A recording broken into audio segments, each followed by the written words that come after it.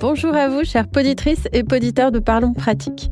Régis, dans mon souvenir, c'est toi qui as proposé il y a déjà plusieurs mois un épisode Parlons Pratique sur la santé mentale.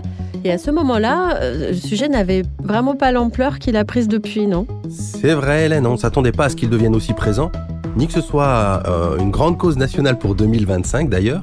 Il y a une véritable prise de conscience de la société dans les médias et dans l'éducation nationale.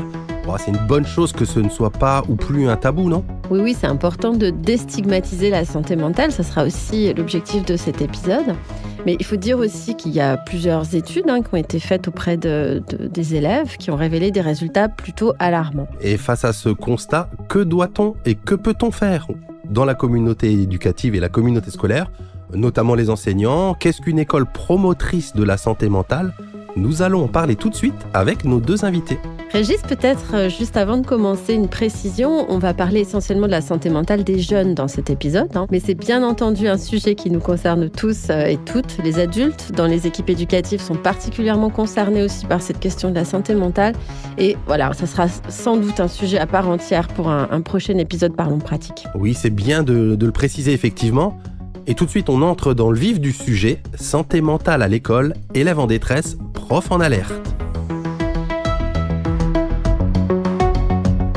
Alors, Anaïs Mangin, bonjour. Oui, bonjour. Vous êtes professeur d'EPS au collège Croix-de-Metz à Toul, dans l'académie de Nancy-Metz, c'est bien ça ? Oui, tout à fait. Alors, une question express pour vous pour se lancer dans cet épisode. C'est quoi pour vous un élève qui va bien ? Pour moi, je pense qu'un élève qui va bien, c'est un élève qui vient avec le sourire en passant la grille de l'école. C'est beau. C'est un bel objectif. Damien Durand, bonjour. Bonjour. Vous êtes IAIPR établissement et vie scolaire dans l'Académie de Lyon. Vous êtes secouriste en santé mentale, on en parlera. Depuis plusieurs années, c'est vous qui pilotez la formation sur la santé mentale dans l'Académie de Lyon, si je ne me trompe pas. En effet. Alors, qu'est-ce qui vous a amené, vous, IAIPR EVS, à vous intéresser à cette question de la santé mentale ? Eh bien, je travaille dans l'éducation nationale depuis 1979, donc ça ne date pas d'hier. Et je n'ai jamais vu autant de jeunes en souffrance dans les établissements scolaires, de jeunes dépressifs, ayant des troubles du comportement, des addictions diverses et beaucoup de tentatives de suicide. C'est ça le sujet. Alors ça répond presque déjà en partie au titre de la première partie de notre émission qu'on a intitulée « Pourquoi parler de santé mentale maintenant ?» Alors l'idée de cette première partie, c'est de poser le constat, de mettre en lumière certaines réalités et peut-être commencer par la définition de la santé mentale par l'OMS, l'Organisation mondiale de la santé, qui nous dit que la santé mentale, c'est un état de complet bien-être physique, mental et social et ne consiste pas seulement en une absence de maladie ou d'infirmité. Oui, quand on parle de santé mentale, souvent on pense à l'inverse, aux maladies. Alors, Monsieur Durand, pourquoi la santé mentale, elle s'impose vraiment aujourd'hui dans le champ scolaire ? Alors, la définition que vous avez donnée de l'OMS, c'est la définition de la santé tout court. Ça inclut la santé mentale, effectivement, dont on voit bien aujourd'hui qu'elle est un sujet qui traverse toute la société et qui concerne plus particulièrement les jeunes. Toutes les statistiques, les enquêtes le montrent, parce que c'est une période, notamment l'adolescence, qui est une période compliquée, on le sait depuis longtemps, mais que les problèmes de la société sont entrés assez massivement dans l'école et on a des jeunes qui sont en déshérence, qui se cherchent. C'est normal à cet âge-là, mais ça s'est renforcé du fait des difficultés que traversent nos sociétés. Et quand on parle des enquêtes, c'est essentiellement, donc il y a une enquête en classe notamment, il y a Mentalo aussi, qui sont faites plutôt auprès des collégiens, des lycéens, même jusqu'à plus d'une vingtaine d'années. Est-ce qu'il y a un sujet aussi du côté du premier degré, des élèves d'école maternelle peut-être même et élémentaire ? Oui, je pense qu'on peut le dire. Je l'ai moins constaté personnellement parce que je travaille davantage dans le second degré, mais on voit par exemple que les phénomènes de harcèlement, on en reparlera j'imagine, parce que ça percole avec le problème de la santé mentale, est très présent dès le plus jeune âge et que les troubles de comportement apparaissent très tôt. Ils passaient un peu inaperçus jusqu'à présent. Ils se sont massifiés dans les classes et dans les écoles et on les voit de plus en plus. D'où la préoccupation montante, effectivement, de s'occuper de la santé mentale des jeunes et dès le plus jeune âge. Anaïs Mangin, vous qui êtes en contact quotidien avec des élèves, vous la ressentez, cette urgence qui monte depuis un certain nombre d'années sur le terrain auprès de vos élèves ? Oui, en effet, je trouve que les élèves vont de plus en plus mal et le montrent corporellement ou même via les réseaux sociaux. Et c'est en ce sens où je trouve que tout le monde prend conscience un petit peu que les jeunes sont de plus en plus perturbés, notamment, moi, je trouve, par les réseaux sociaux et puis à la communication qu'ils ont entre eux. Il n'y a plus les barrières entre l'école et la sphère privée. Et je pense que tout le mélange-là fait que les jeunes n'ont pas de pause, en fait. Damien Durand. J'ajouterais volontiers un point qui me paraît assez important, c'est le fait que les jeunes montrent de plus en plus de défiance à l'égard des adultes, ce qui était beaucoup moins vrai il y a quelques années, voire quelques décennies. Cette perte de confiance, elle est le terreau de l'agressivité qu'on voit dans les classes, qu'on voit dans les établissements, et aussi une marque d'inquiétude face à l'avenir, très clairement. Et de la responsabilité des adultes dans la situation de la société. Je pense qu'on peut faire ce lien-là. Ce manque de confiance est un véritable problème. Et Monsieur Durand, comment l'institution elle perçoit cette question quelle est la place de la prévention sur ces questions dans l'école et sa perception d'une manière générale, j'ai envie de dire? Alors, nous arrivons sur un sujet qui est compliqué pour moi parce que je vais être obligé de pointer les difficultés de notre institution. De la même façon que je m'occupe du harcèlement, qui est un sujet qui nous a pris et qui nous met en difficulté avant que nous ne réagissions au travers d'une politique publique qui s'appelle le programme phare, qui est un plan national de prévention et de lutte contre le harcèlement. Nous avons la même difficulté avec la santé mentale parce que c'est quelque chose qui est arrivé progressivement, à bas bruit, avant de se développer, et que les éléments de réponse que nous avons, nous ne sommes pas totalement démunis, mais les éléments de réponse que nous avons sont faibles par rapport à l'ampleur du phénomène. Nous avons évidemment le canal médico-social, plus particulièrement médical, les médecins scolaires, mais nous en manquons. Nous avons du mal à les recruter. Les infirmières, il n'y en a pas dans tous les établissements, malheureusement. Là aussi, on a un sujet de ressources humaines.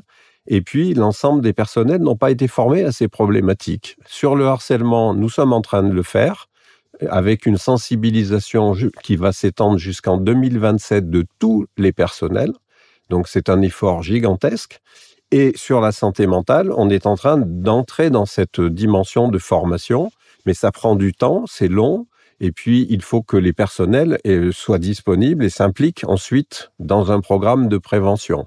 Alors, on a des éléments de réponse, mais pour le moment, nous sommes un peu en difficulté. Il va falloir produire un effort important dans les années à venir pour avoir des éléments de réponse solides. Alors, on parle de l'implication justement des personnels et notamment des enseignants, puisque dans Parlons Pratique, on s'adresse beaucoup à eux. Et Anaïs, comment est-ce que vous le percevez en tant qu'enseignante, cette question? Comment est-ce que vous vous êtes dit, oui, c'est un sujet qui me concerne moi, enseignante, et pas seulement l'infirmière ou le médecin scolaire? Comment est-ce que vous êtes arrivée à ça? Je trouve tout d'abord la problématique pour les enseignants, c'est qu'ils sont intéressés par tous les sujets-là, le harcèlement, la santé mentale, les préventions d'Internet. Il y en a énormément. La difficulté, c'est d'additionner notre programme scolaire selon notre discipline et tous les sujets-là, et de trouver le temps dans l'espace court pour faire tout ça. Et en effet, on a pas mal d'outils. Et c'est ponctuellement comme ça amener un sujet, c'est déjà bien, mais c'est pas assez pour résoudre les problématiques là. Et donc moi j'ai essayé de mélanger cette problématique de la santé mentale, mais plutôt du vivre ensemble, parce que pour moi c'est ça l'important, tout au long de l'année et à travers mes cours. D'un côté en répondant aux attentes de l'institution et de l'autre côté en répondant, si je peux dire, aux attentes des jeunes. Donc, c'est compliqué à mettre en place, mais c'est faisable. Je voudrais rebondir sur le propos d'Anaïs Mangin, parce qu'elle a raison de souligner l'implication des enseignants. Il faut le dire, c'est un point d'appui très fort. Ils se sont engagés massivement dans les formations sur le harcèlement, où il n'y a rien à gagner, si ce n'est s'occuper de problèmes complexes est difficile à résoudre, mais où il faut le faire, et ils sont présents massivement. Et sur la santé mentale, je peux en témoigner également pour avoir monté des formations. Ils sont massivement présents, y compris hors temps scolaire, et y compris parfois pendant les congés. On a envie de savoir concrètement comment que ces symptômes se manifestent, Anaïs Mangin. Comment les élèves, ils expriment, peut-être volontairement et parfois involontairement, vous disiez tout à l'heure, avec leur corps, comment ils s'expriment ce mal-être ? Oui, c'est sûr que moi, j'ai la chance d'avoir une discipline où le corps parle à la place des jeunes. Et donc, à travers les différentes APSA, donc les activités physiques et sportives qu'on propose, moi, je suis dans un collège avec la chance de faire plein de sports différents. Et le corps s'exprime, donc tout simplement, soit recroquevillé, soit par la façon de refuser l'activité sportive, ou au contraire se donner aux autres à travers les sports collectifs, la confiance aux autres. L'estime de soi, tous les sujets-là sont abordés avec le corps et à travers les différentes activités sportives. Donc c'est un peu plus facile pour nous et les collègues nous le disent. Dès le premier trimestre, on soulève plusieurs problématiques des élèves. C'est un petit peu le sujet des premiers conseils de classe. Et au deuxième conseil de classe, c'est oui, en effet, on commence à le voir à travers nos cours, mais c'est sûr que pour eux, c'est un peu plus compliqué d'être derrière une table, assis sur une chaise. Il faut laisser le corps s'exprimer et il faut se bouger pour comprendre les autres. Ouais, c'est intéressant ce que vous dites. Vous êtes une sorte un peu de sentinelle en tant que prof de PS, un peu avant les autres. Est-ce que vous vous sentez légitime pour intervenir sur ces questions-là ? Comment est-ce que vous l'abordez avec les élèves sans avoir... Alors là, on va parler après vraiment des formations en secourisme mental. Et là, il y a peut-être des protocoles qui sont plus établis. Mais même avant cela, comment est-ce que vous intervenez ? Où est-ce que vous vous sentez légitime et où est-ce que vous êtes plus en retrait ? Tout dépend de l'élève et de la problématique du moment. On va dire, ça dépend du jour, de la classe, de l'élève. Il y a plusieurs approches faisables. Je me sens légitime, bien sûr. Toute la communauté éducative est légitime pour aborder n'importe quel sujet.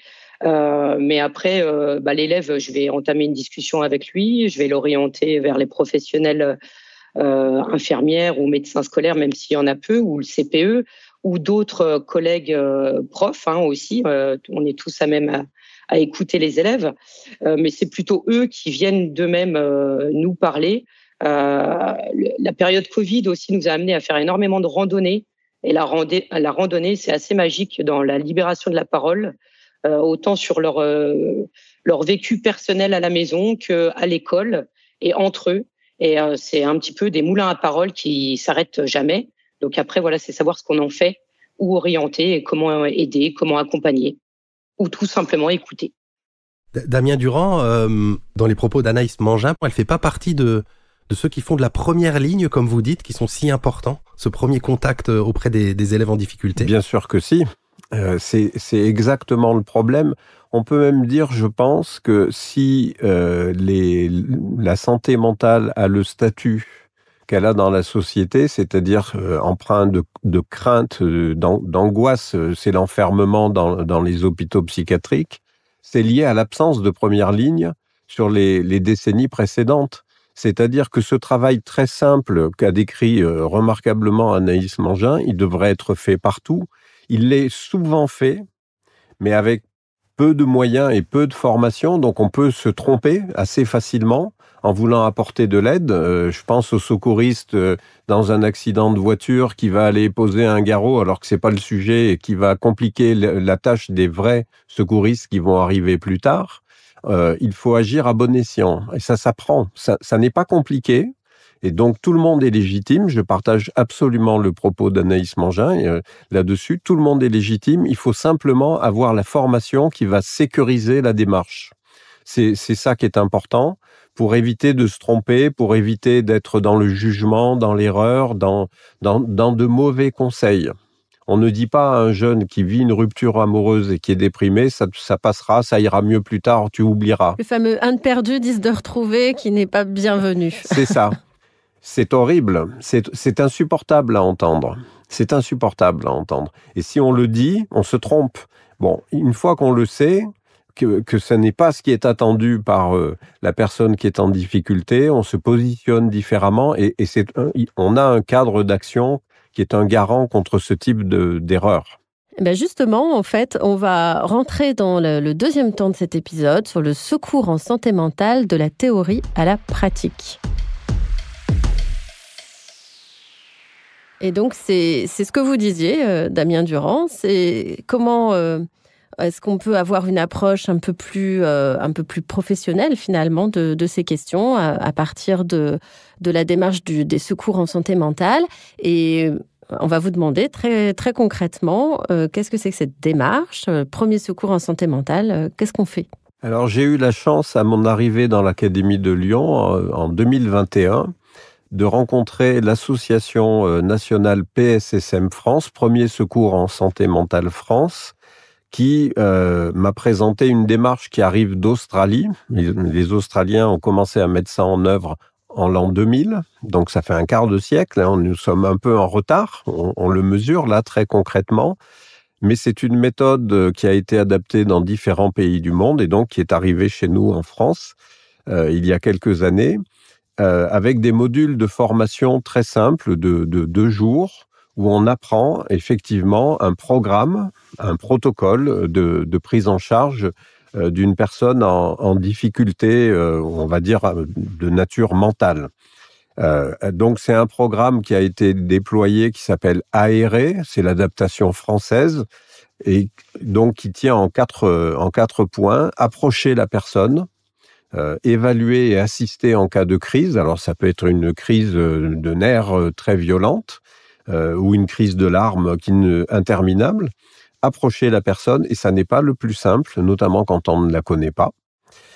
Écouter activement et sans jugement, voilà, ça c'est très clair, c'est un des axes forts. Donc on essaie de faire parler la personne, parfois elle est mutique et c'est difficile, et ne pas la juger, mais la faire parler de sa souffrance, de ses difficultés, comprendre de quoi il est question, réconforter et informer. Alors, ça n'est pas si simple que ça paraît, malheureusement, parce que réconforter la personne, c'est évidemment envoyer dans une démarche empathique des bons sentiments, mais encore faut-il ne pas se tromper. Et informer est évidemment le point important, c'est-à-dire sur le fait qu'il existe de l'aide adaptée à la situation. Ça peut être le 3114 sur une crise suicidaire, ça peut être un psychologue, ça peut être simplement le médecin généraliste, si on a un médecin référent ou pas. Et enfin, encourager à aller vers des professionnels. Et là, les professionnels, c'est des professionnels de la profession, c'est-à-dire des pédopsychiatres éventuellement. Ça suppose, chez des jeunes, évidemment, qu'on mette les parents dans la boucle. Mais on ne va pas entrer directement là-dessus.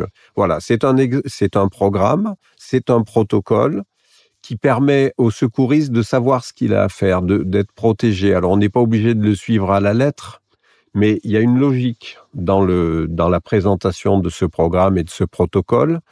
L'idée, c'est d'apprendre à agir à bon escient et de savoir porter secours.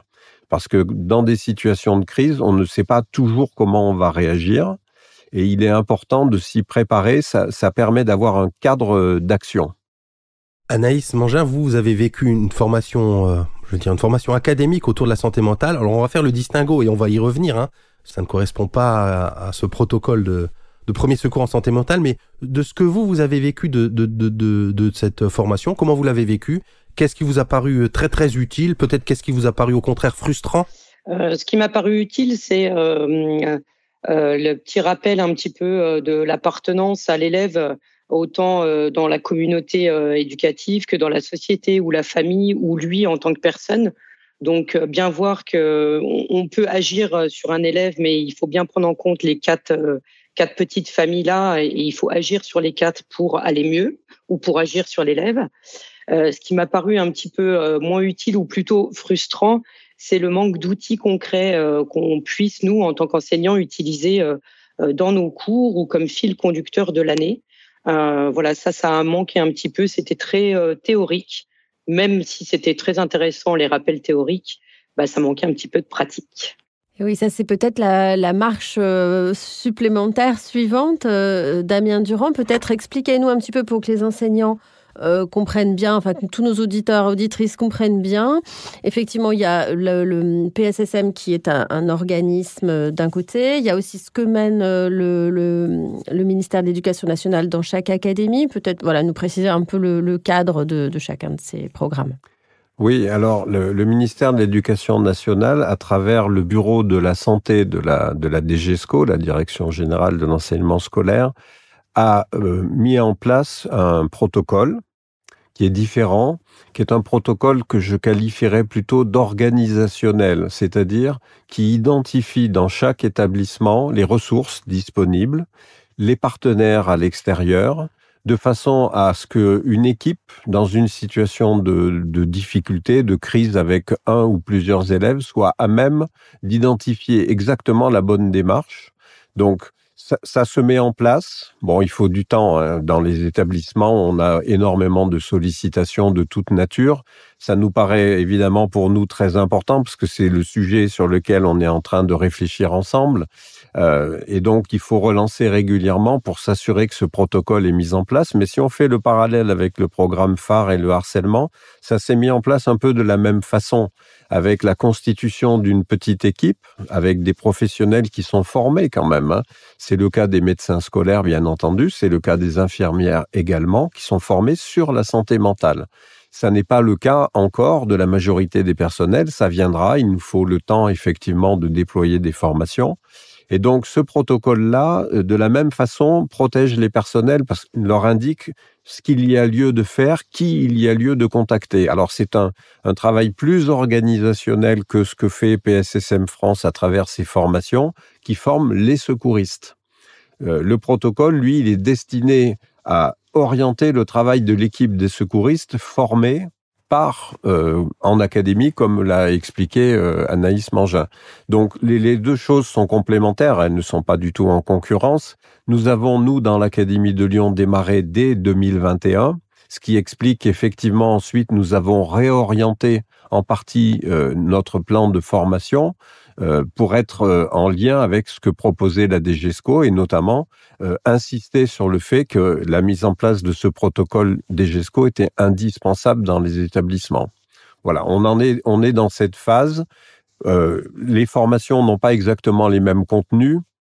Je dirais peu importe. L'essentiel, c'est qu'on ait des secouristes formés qui soient capables d'identifier de repérer les situations d'élèves en difficulté et d'orienter. C'est ça le travail de première ligne. Après que la formation a été faite par les uns ou par les autres, je dirais peu importe. L'essentiel, c'est qu'on ait des personnels formés, capables de prendre en charge les situations.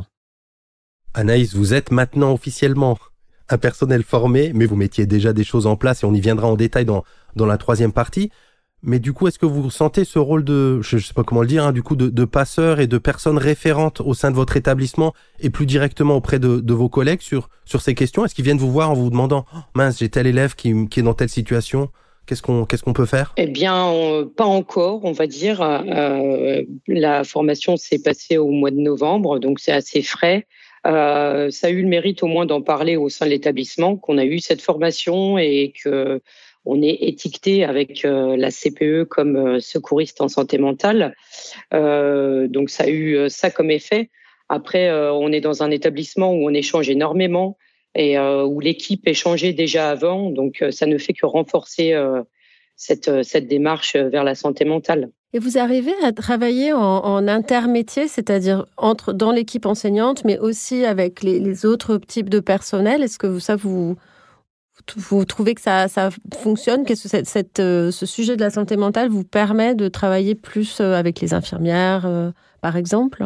Eh bien, nous, c'est vrai qu'on n'a pas attendu que la formation soit nationalement développée pour le faire. Donc, ça n'a fait que renforcer le travail qu'on faisait avec l'infirmière, avec l'assistante sociale, la CPE et le corps enseignant. Donc, oui, ça a fait que renforcer. Après, c'est vrai que je rebondis sur ce que Damien Durand disait. Des fois, ça manque un petit peu de moyens au niveau infirmière. Elles sont de moins en moins pressantes, médecins scolaires, etc. Donc, on a essayé de se rattacher aux structures extérieures, aux professionnels extérieurs. Je pense au CNP, aux psychologues ou aux médecins traitants, comme vous l'avez bien dit tout à l'heure.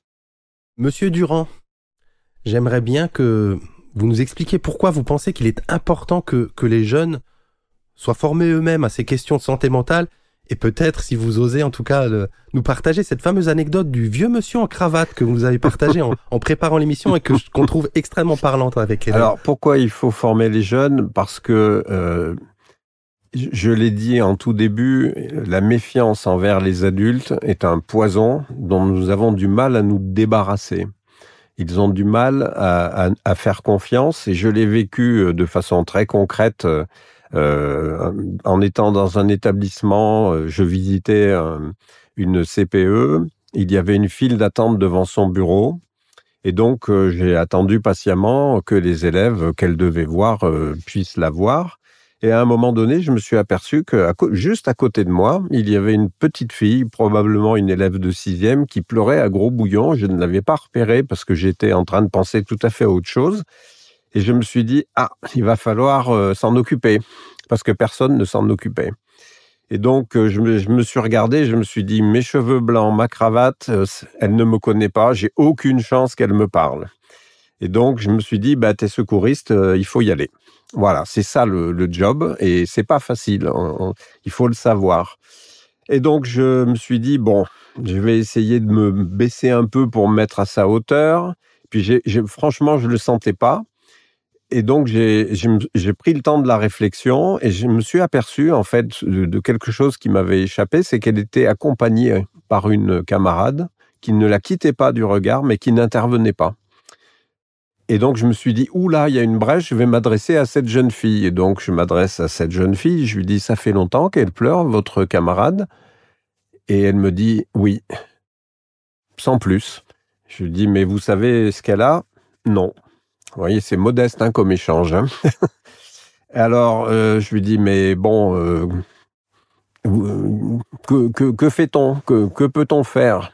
Elle me dit, je sais pas. Bon, très bien, ok. Alors, je me retourne vers la jeune fille qui pleure et je lui dis, vous avez un souci? Avec la voix la plus neutre possible. Échec complet. Elle ne m'a même pas regardé. Même pas. Et là, j'ai réfléchi un moment, je connaissais pas l'établissement, je savais pas s'il y avait une infirmière, la CPE était occupée, pour un bon moment. Et donc, j'ai regardé la camarade et je lui ai dit, écoutez, vous pouvez peut-être l'emmener à l'infirmerie. Je me suis dit, si elle me dit qu'il n'y a pas d'infirmerie ou que l'infirmière est pas là, je vais être vraiment dans la difficulté. Et finalement, elle m'a dit, ah oui, c'est une bonne idée. Elle n'y avait donc pas pensé. Et je l'ai vu les 2 élèves partir. Je n'ai pas connu la suite. Voilà. Vous voyez, c'est un rôle très modeste, très ingrat, où il faut être très humble. Je ne sais même pas si j'ai été vraiment utile. Mais au moins, j'ai essayé. C'est-à-dire que je n'ai pas ignoré la situation. Et si on fait l'effort tous, nous qui sommes adultes, de revisiter des situations identiques quand nous étions jeunes, nous, probablement, nous avons été ignorés. Et ça, c'est important, y compris la camarade qui a vu que j'intervenais, c'est-à-dire que je me souciais de la petite qui pleurait, comme elle, qui ne l'avait pas lâchée et qui l'a accompagnée jusqu'au bout. Donc ce souci-là, c'est ce qui fonde l'humanité. Si on n'a pas ça, et si on n'essaie pas, on peut s'inquiéter sur l'état de la santé mentale de la société dans son ensemble. Et oui, Anaïs, je vous vois opiner du chef. C'est vrai que j'imagine que ça fait écho à des situations que vous avez peut-être rencontrées. Alors, vous êtes sûrement plus proche de vos élèves parce que vous les connaissez bien. Mais je trouve qu'elle est très éclairante, cette anecdote de Damien Durand, en fait, sur la difficulté, finalement, qu'il y a aussi pour un enseignant à aller sur ce terrain-là. Oui, tout à fait. Ça montre clairement une situation concrète d'élèves qu'on rencontre tous les jours. Et je hoche de la tête parce que oui, c'est la communication qui débloque tout, même si c'est un oui, elle pleure depuis longtemps et non, on ne sait pas ce qu'elle a. Ça suffit pour amorcer n'importe quelle situation. Et c'est vrai que moi, j'ai plutôt assez la tchatche. Alors, je parle souvent, même sans attendre de réponse, mais ça change tout quand on passe la grille le matin et qu'on dit bonjour, bonne journée, amusez-vous bien, ou les élèves ils nous regardent, ils nous sourient et ça suffit. Il n'y a pas de mots, mais ça y est, on a amorcé quelque chose et ils se sentent bien parce qu'on leur a dit bonjour, ou des fois as-tu bien dormi, est-ce que tu es fatigué, voilà. Ça paraît minime et pourtant ça change énormément de choses dans une journée d'élèves et même dans la nôtre. Ouais, les détails qui changent la vie, effectivement. Je vous propose qu'on file vers la troisième partie de l'émission, vers une école qui prend soin. L'idée de cette partie, c'est d'ouvrir un petit peu sur des perspectives concrètes, et rien de plus concret que votre programme On se bouge, Anaïs Mangin, qui au départ, mais vous allez nous le dire, n'était peut-être pas spécifiquement orienté sur la santé mentale, mais qui finalement fait ce travail, transforme le climat scolaire, agit sur le bien-être des élèves. Dites-nous en plus. Exactement. Donc c'est le projet On se bouge, où on est parti sur la base d'apprendre autrement. Je parlais du corps tout à l'heure et je trouve que c'est important qu'il soit en activité. Et avec une collègue d'histoire géo, elle en avait marre d'être derrière la table, assise sur une chaise. On s'est dit, on va apprendre en se bougeant. Donc, on va se bouger pour apprendre de l'histoire géo ailleurs que l'établissement. Et donc, ça a commencé en 2020, où on s'est bougé à 2 classes et 2 enseignants pour faire du sport et de l'histoire géo tous les mercredis ailleurs que l'établissement. Et puis, ce projet a pris une ampleur. Maintenant, on est 8 classes, 8 intervenants. On a ajouté les mathématiques, la physique, les élèves de SECPA. Et on se bouge tout ce beau monde ensemble pour apprendre. Donc, le pari est réussi sur ce point-là et ça a amené, en effet, la grosse partie du vivre ensemble et de la santé mentale où on a raccroché ça. Concrètement, l'élève se sent appartenir à l'établissement via ce projet. Il se sent appartenir à sa classe puisqu'on commence le projet par un séjour sport et nature de 5 jours, 4 nuits, où il y a un interclasse et où on gagne des points pour sa classe.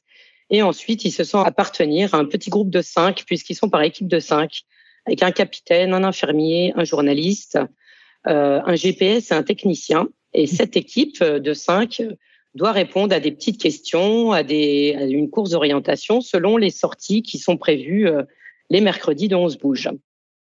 Et encore plus concrètement, par rapport à la santé mentale, on a eu donc l'idée un mercredi matin de se dire on se met sur ce projet, on réfléchit avec le CNP avec qui on travaille à Toul et donc on va créer 6 ateliers de sport par rapport à la santé mentale, l'estime de soi, la confiance aux autres, la gestion des émotions et ensuite on fait intervenir les professionnels du CNP pour parler concrètement de ces 3 thématiques, l'estime de soi, la confiance aux autres et aussi la gestion des émotions. Et ça leur a permis d'aborder la scarification, le suicide, les réseaux sociaux, le harcèlement, etc. Et nous, notre job, c'était de donner des petits outils aux élèves de 10 minutes sur je suis énervé ou j'arrive pas à dormir. Eh bien, vous pouvez trouver une petite vidéo sur la sophrologie ou alors mon estime de soi elle est basse, qu'est-ce que je peux faire, quel défi je peux me donner. Et donc voilà, c'était une matinée très chouette, comme tous les mercredis matins à On se bouge. Ce qui est intéressant, c'est que vraiment on voit bien vous liez tous les facteurs, un peu les déterminants environnementaux qui sont liés à la santé mentale, le bien-être, le sommeil, l'alimentation peut-être. Est-ce qu'il y a un aspect alimentation aussi dans votre projet? Je me rappelle plus. Oui, tout à fait. Il y a un aspect alimentation. En fait, quand on commence à mettre de l'histoire, géo, EMC, physique, mathématiques, EPS, je pense qu'on a tout. Et puis, on pourrait rajouter aussi tout, mais tout se relie.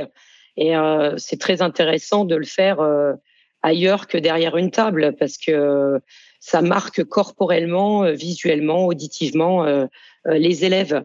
Et le fait qu'ils appartiennent à cette petite équipe de 5, ça change tout et ça amène à des comportements qu'on ne s'attendait même pas, quoi. Monsieur Durand, on a là presque du Madame Jourdain de la santé mentale, c'est-à-dire c'est quelque chose de quotidien dans ce genre de détails. On est presque, si ce sujet n'était pas aussi mis en avant, on mettrait peut-être même pas ces mots dessus de santé mentale et pourtant il est bien question de ça. Oui, c'est un très bel exemple de ce qui peut être fait concrètement dans une coopération entre enseignants, entre personnels, avec les élèves, où on les associe. Ça me paraît à la fois pas du tout hors de portée, la preuve, ça a été fait, pas trop complexe, ça demande un peu d'investissement, mais le retour sur l'investissement, à n'en pas douter, est excellent. Les jeunes ont besoin d'attention de la part des adultes. et de l'attention bienveillante et la capacité aussi à mettre du cadre. Forcément, c'est les deux en même temps. C'est le principe même de l'éducation, hein. Et la santé mentale ne fait pas exception à cette approche. C'est à la fois très simple, compliqué au quotidien, parce que nos jeunes, ils évoluent en permanence, et donc on ne les retrouve pas toujours à l'identique. Donc il y a lieu d'observer, d'interagir. Moi, je pense que le terme de climat scolaire qu'on a beaucoup employé au cours de la période précédente est un trompe-l'œil. Je pense qu'on devrait s'intéresser à la qualité de vie au travail des élèves et dans l'établissement, et on devrait faire le parallèle avec la qualité de vie au travail des personnels, parce qu'eux aussi sont en souffrance, hein. On a beaucoup parlé des jeunes et c'est bien normal, c'est notre métier qui veut ça. Il n'empêche qu'il nous faut nous intéresser aussi à la qualité de vie au travail des enseignants, notamment, de la difficulté croissante de leur métier et de l'accompagnement qu'ils doivent aussi recevoir. Et donc la formation comme secouriste, elle est intéressante parce qu'elle fait aussi réfléchir là-dessus. Anaïs, vous vouliez réagir ? Oui, par rapport à ce que Damien Durand disait, l'investissement, oui, en effet, il y est, mais il y est aussi dans nos cours, hein, au quotidien. Et en fait, ce projet, c'était ça qui était intéressant, c'est de s'investir, mais au lieu d'être tout seul dans sa classe, de s'investir à plusieurs et pour plusieurs. Et en fait, ça demande pas plus de travail ou d'investissement, c'en est même moins, puisqu'on est 8 enseignants, donc on travaille moins. On a tous une petite tâche à faire et ça fait un gros projet. Et ce qui était vraiment important dans ce projet, c'est de ne pas ajouter des cours aux élèves ou ajouter une surcharge aux enseignants. C'était d'utiliser nos cours, d'utiliser les attentes de l'institution, mais de le faire autrement. Donc, c'est vraiment pendant leurs cours, c'est des notes parce qu'il en faut, c'est des validations de compétences parce qu'il en faut, mais au travers le projet là. C'est pas un ajout de cours. Il y en a même qui dit on remplace nos cours. Bon, moi je dis on fait juste cours. Et au lieu que ça soit dans mon gymnase toute seule, ça va être à l'extérieur avec mes collègues. Alors c'est un petit calcul à faire au niveau de l'emploi du temps. C'est aussi les chefs d'établissement qui nous permettent de faire ça, puisqu'il faut quand même que nos cours s'alignent pour qu'on ait tous les élèves au même moment. Et c'est ça qui est intéressant parce qu'en effet, ça agit sur la santé mentale des élèves, mais de nous aussi. Et tout ça dans un beau vivre ensemble pour une bonne santé mentale. Voilà. Et peut-être Damien Durand, si on en revient à ces formations des personnels autour de la santé mentale, j'ai l'impression que Anaïs Mangin donne envie aux enseignants de s'y inscrire. En tout cas, moi, elle me donnerait très envie. Sans aucun doute. Voilà. Et peut-être, qu'est-ce que vous pourriez dire qui donnerait aussi envie de participer à ces formations et d'articuler ces actions locales avec ce cadre national quelque part? Alors, je peux raconter une anecdote qui peut être éclairante.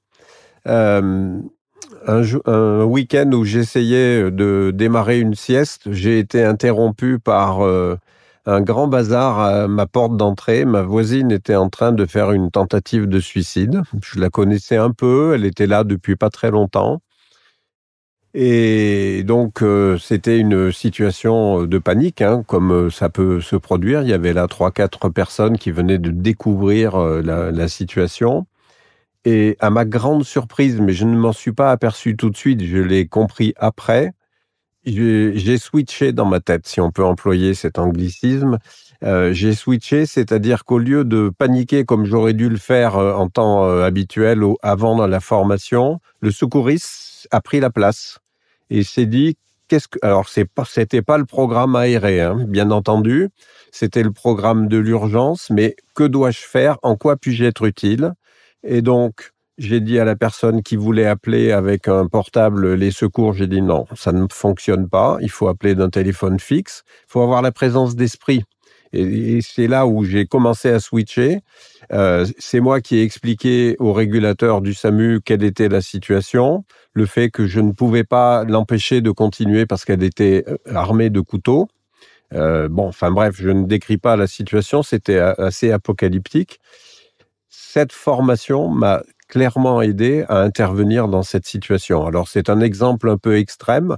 Dans le quotidien, On peut intervenir auprès des collègues, c'est-à-dire aller au-delà de la question « comment ça va ?», à laquelle on répond rituellement « tout va bien » ou « j'ai le rhume, des foins, l'allergie en ce moment », et dire « bon, comment ça se passe avec le travail ? Je sens bien qu'il y a une difficulté, on le vit tous. Tous les métiers sont en tension, puisque la société ne va pas très bien. Et donc, aller au-delà de la question sans être intrusif, c'est se positionner comme ça dans une démarche empathique qui est au fond assez naturelle, mais qui peut déboucher sur un dialogue et une écoute d'une autre nature. Ça renforce ses propres compétences, ça fait un bien fou. Je pense que Anaïs Mangin doit partager ça, parce qu'on se sent moins inquiet d'être confronté à une situation où autrui va très mal et qu'on ne sait pas quoi faire. On voudrait aider, mais on ne sait pas faire. Et en fait, c'est pas si compliqué que ça, c'est même plutôt simple. Il faut simplement s'être préparé à ces situations et savoir comment se comporter. Donc, c'est une grande aide professionnellement et à titre privé aussi. Et on repart plus armé et on se dit, bon, je vais être confronté à des jeunes, on ne sait pas quand. C'est comme un secouriste dans la rue, qui va aller intervenir sur une situation où quelqu'un a eu un accident, s'est blessé, a chuté. On ne sait pas par définition, mais on est prêt. C'est pas plus que ça, la formation, mais c'est énorme. Ça change le regard sur autrui, sur la vie en société, sur le vivre ensemble qu'évoquait Anaïs Mangin à juste titre. Donc, c'est extrêmement précieux. Et je pense que quand nous aurons formé beaucoup de secouristes, quelle que soit la méthode, dans les établissements scolaires et au-delà, nous changerons la société. Nous changerons le rapport à la santé mentale, nous changerons le rapport à la difficulté de vivre que rencontrent beaucoup de jeunes, mais pas seulement. On a aussi beaucoup de suicides d'adultes ou de crises graves. Et puis, bon, les produits, les drogues, les produits toxiques génèrent aussi beaucoup de difficultés. Tout ça est lié et le fait qu'on y travaille dès le plus jeune âge devrait permettre, à travers l'acquisition des compétences psychosociales, un rapport à la société, à l'avenir, aux adultes qui soit différent et beaucoup plus positif. Merci Damien Durand, c'est très inspirant ce que vous dites et donc je fais la transition vers notre dernier temps qu'on appelle l'inspiration des invités dans lequel on vous demande de partager un outil, une inspiration, quelque chose que vous auriez envie de faire connaître. Je commence avec vous, Anaïs. Eh bien oui, moi je rebondis complètement sur les compétences psychosociales de Damien Durand et je conseille à ceux qui nous écoutent d'aller cliquer sur Cartable des compétences psychosociales qui est rempli d'outils pour les enseignants, avec des tout petits jeux, des tout petites approches qu'on peut très bien utiliser dans notre cours, n'importe quelle matière. Ça prend 10 minutes des fois c'est des outils plus longs de 30 minutes. Mais pour en avoir utilisé plusieurs, notamment en tant que prof principal sur des conflits qu'il y avait entre élèves, ça m'a bien aidé. Très bien. Cartable des compétences psychosociales, c'est noté, ça sera dans les références de l'épisode. Damien Durand. Alors, je vais être très terre à terre parce qu'il y a beaucoup de littérature, de films, de productions qui touchent aux questions de santé mentale. Très terre à terre en proposant à nos auditeurs d'aller consulter un site qui est celui de PSSM France, le premier secours en santé mentale. C'est pssmfrance.fr. C'est pas plus compliqué que ça et on voit les différents modules de formation qu'on peut faire à titre privé, si on le souhaite. Nous les avons développés dans l'Académie de Lyon ces dernières années pour les personnels qui étaient volontaires. La deuxième chose que je suggère de consulter, alors c'est dans le même champ, c'est le protocole santé mentale des élèves du repérage à la prise en charge, qui est le protocole de la DGESCO, qui est normalement présent dans chaque établissement, normalement doit être renseigné, dans lequel les personnels trouveront toutes les indications en cas de situation à traiter. Donc ce document-là est évidemment extrêmement important à connaître, parce qu'il permet de connaître les partenariats locaux, les professionnels à proximité, etc., et la marche à suivre. Donc, je recommande ces deux choses. Merci beaucoup, Damien Durand. Ça sera dans le descriptif de l'épisode. On mettra les liens. Et de mon côté, j'ai bien envie d'ajouter les vidéos d'un colloque du Cézanne qui a eu lieu en janvier 2025 avec plusieurs interventions très intéressantes, notamment autour de la prévention du suicide, autour du sommeil aussi. Enfin voilà, des choses qui sont vraiment intéressantes et qui peuvent alimenter la réflexion sur le sujet. On mettra ça aussi dans les notes. Régis, je te laisse conclure. Allez, un mot pour conclure avant de vous remercier nos deux invités. Bon, moi j'ai noté une chose sur mon post-it pour suivre cet épisode. J'ai noté, vous avez dit climat scolaire. Pourquoi ne pas parler de qualité de vie au travail des élèves ? Je pense que voilà, on tient peut-être là quelque chose. En tout cas, ça m'a marqué tout au long de cet épisode. Évidemment, Hélène l'a dit en introduction, on a effleuré la question santé mentale des enseignants, mais on a vu que c'était très imbriqué. Et évidemment qu'on met dans les tuyaux avec Hélène, je sais pas pour quand, mais un épisode dédié à la communauté éducative côté adulte. Merci beaucoup Anaïs Mangin et Damien Durand merci de nous avoir éclairés tout au long de cet épisode. Merci pour les anecdotes, merci pour le fond. Merci à vous. Et merci au docteur Turban, qui est conseiller technique médecin de l'Académie de Nancy-Metz. C'est lui qui nous a orientés vers vous, Anaïs Mangin. Merci à lui donc. C'était Santé mentale à l'école, élève en détresse, prof en alerte, préparé et animé par Hélène Audard et Régis Forgione. Réalisation Simon Gattegno. Coordination de production Hélène Audard et Magali Devance. Directrice de publication Marie-Caroline Nissir. Suivez-nous sur extraclasse.réseau-canopé.fr ou sur votre plateforme de podcast préférée pour écouter tous les épisodes dès leur sortie. Une production Réseau Canopé 2025. Un bon slogan, prenez soin d'autrui, c'est une bonne façon de prendre soin de vous. Extraclasse.